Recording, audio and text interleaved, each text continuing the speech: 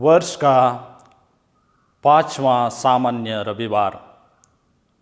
ख्रिस्त में मेरे प्यारे भाइयों और बहनों, आज के सुसमाचार में हम सुनते हैं प्रभु यीशु ख्रिस्त गलीलिया झील के पास भीड़ को उपदेश देने के बाद यीशु सिमोन की नाव पर चढ़ गया ताकि वह लोगों को नाव से सुसमाचार का प्रचार कर सके।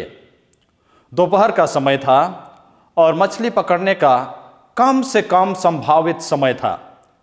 तब भी यीशु ने सिमोन से कहा कि वह समुद्र में और आगे गहराई पर नाव को ले जाए और मछली पकड़ने के लिए अपना जाल डाल दे। सिमोन संदेह करता है, लेकिन आज्ञाकारी होने के नाते वही करता है जो उसे बताया जाता है और वह मछली की एक पकड़ के साथ समाप्त होता है।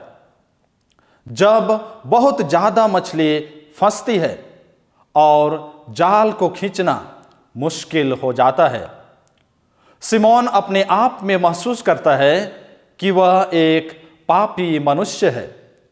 पवित्रता से परिपूर्ण ऐसे व्यक्ति की उपस्थिति में होने के कारण सिमोन को पता चलता है कि वह इस तरह की दयालुता के कितने अयोग्य हैं।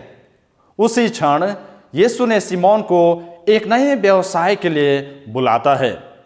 अब से तुम मछलियों को नहीं, लेकिन मनुष्यों को पकड़ा करोगे और प्रभु की पवित्रता का अनुभव करोगे। जो बात मुझे सबसे ज्यादा प्रभावित करती है जब मैं आज के पाठों पर मनन चिंतन करता हूं, तो वह यह है कि कैसे प्रभु यीशु ने इस रहस्य को साधारण व्यक्तियों के सामने प्रकट किया। प्रभु की महिमा के अनुभव में ही व्यक्ति को पता चलता है कि वे प्रभु की महिमा से कितने दूर हैं, अर्थात वे अपने पापों के प्रति जागरूक हो जाते हैं। प्रभु की उपस्थिति में होने और प्रभु द्वारा प्रेम किए जाने के लिए अपनी अयोग्यता की स्वीकृति में वे प्रभु के सुसमाचार के प्रचारक होने के लिए बुलाए जाते हैं और उस बुलाहट को वे अपने जीवन में महसूस करते हैं। परमेश्वर पूर्ण व्यक्तियों को अपना प्रवक्ता होने के लिए नहीं चुनते हैं। जिन्हें प्रभु बुलाते हैं उन्हें परमेश्वर पूर्ण करता है, पवित्र करता है और अपना आशीर्वाद देता है।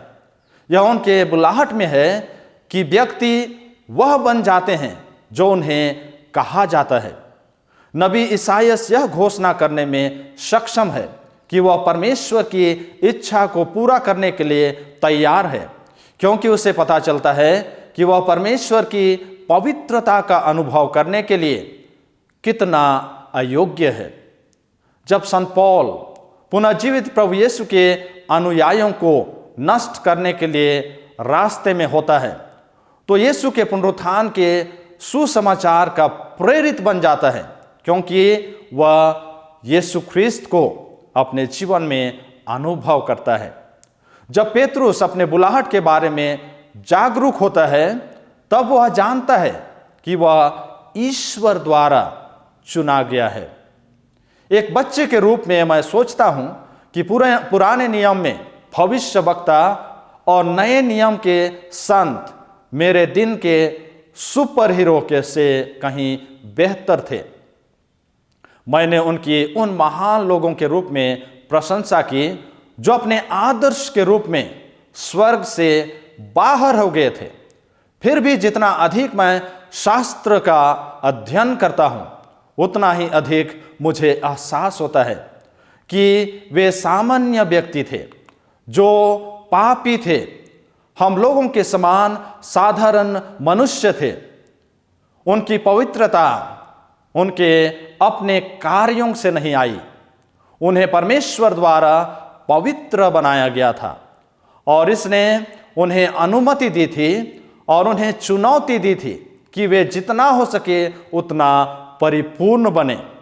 उन्होंने जो किया उसके कारण पवित्रता नहीं थी, उन्होंने जो किया वह किया क्योंकि ईश्वर ने उन्हें पवित्र बनाया। उन्होंने प्रभु की पवित्रता का अनुभव किया और उन्हें दूसरों को प्रभु की महिमा की घोषणा करके जवाब दिया।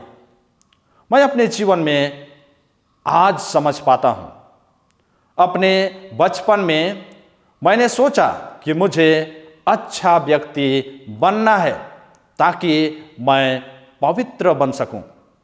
मैंने ठीक से काम करने की कोशिश की और वही किया जो मुझसे आशा की गई थी ताकि मैं एक पवित्र व्यक्ति, एक संत के रूप में अपनी स्थिति अर्जित कर सकूं।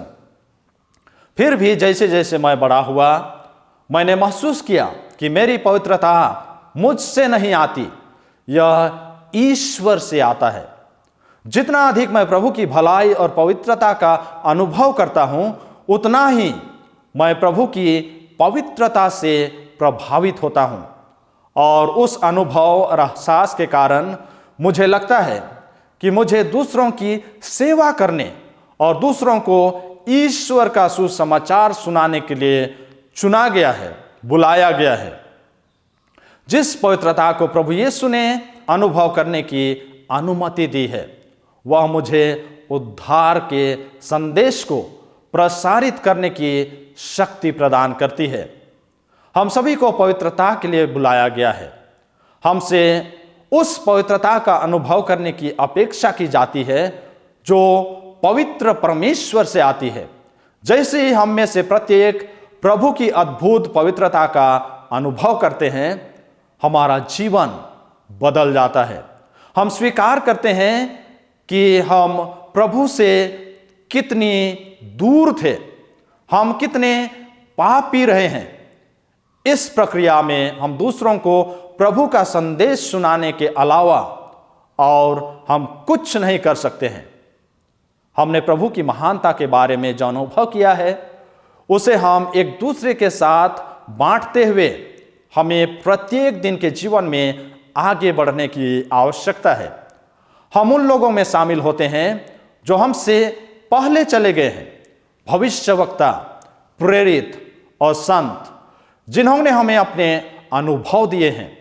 हम वास्तव में प्रेरितिक, पारंपरिक और आशावादी हैं क्योंकि हमें ईश्वर के प्यार का प्रचारक बनने और उसकी पवित्र उपस्थिति में जीवन जीने के लिए बुलाया गया है।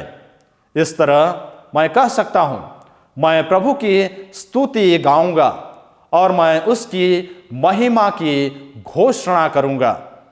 मेरे प्यारे दोस्तों, आज हम जो कुछ भी हैं ईश्वर की कृपा से हैं।